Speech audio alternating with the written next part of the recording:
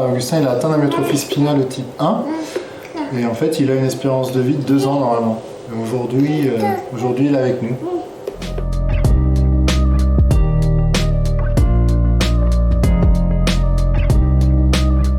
Il y a plein de choses qui nous percutent à ce moment-là, mais c'est surtout de se dire on a un bébé, il a 3 mois et on nous annonce une maladie grave, mortelle.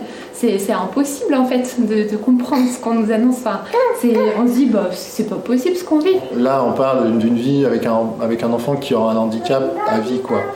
Et sûrement même une espérance de vie qui va pas être au-delà de 2-3 ans.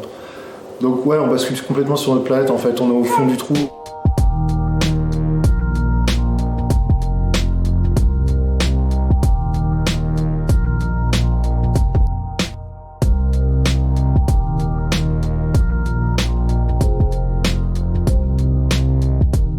Pour moi, c'est de la science-fiction, c'est des blockbusters américains en fait, de ramener un gène synthétique par le biais d'un virus gentil. En fait, on intègre un gène synthétique dans un virus gentil qui te permet de se propager dans son corps et qui va s'intégrer sur son code génétique.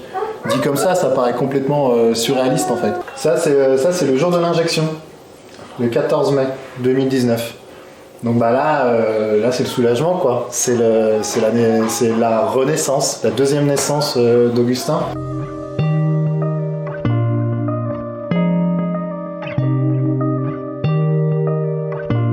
Avant la thérapie,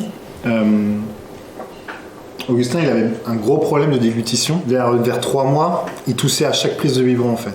Et il toussait et il pleurait en même temps. En fait, ça devenait un calvaire pour lui de prendre son biberon, de manger. Après la thérapie, 2 semaines après, c'est là qu'on a vu les premiers effets positifs de la thérapie, c'est la déglutition. Il a commencé à bien digérer à bien avaler ses biberons, à bien les digérer. Et du coup, on a commencé à prendre même un peu plus de grosses quantités en fait dans ses biberons. Et ça commençait à devenir même un plaisir pour lui de manger. Kilo, qu'est-ce que tu veux? Tu veux que ce soit maman qui donne à manger? Tu veux que ce soit maman? Ah bah, nous l'a bien. Comment on fait? Attends, juste 2. Papa, il en fait 2, et après, c'est maman. Ça te va? Ok, super.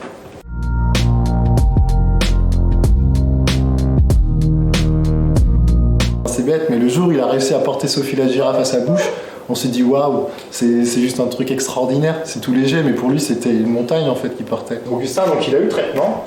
Mais on a toujours en fait des rendez-vous médicaux toutes les semaines. On a 2 séances de kiné par semaine, plus une demi-journée dans un centre de rééducation de réadaptation, où il fait de la kiné, de la psychomotricité, de l'ergothérapie et un petit temps d'éveil.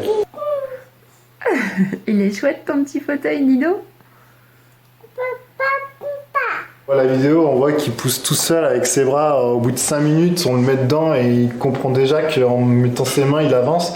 On se dit waouh, c'est un truc de fou parce que il est autonome, il peut bouger tout seul.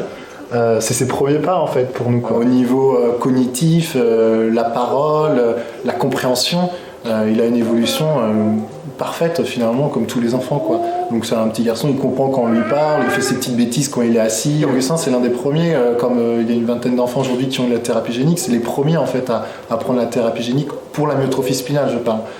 Personne ne peut nous dire demain comment ça sera fait, si ça va vraiment se développer jusqu'à la fin de sa vie ou si finalement il va y avoir des effets secondaires. Est-ce que ça nous fait peur? Je crois pas que ça nous fait peur en fait.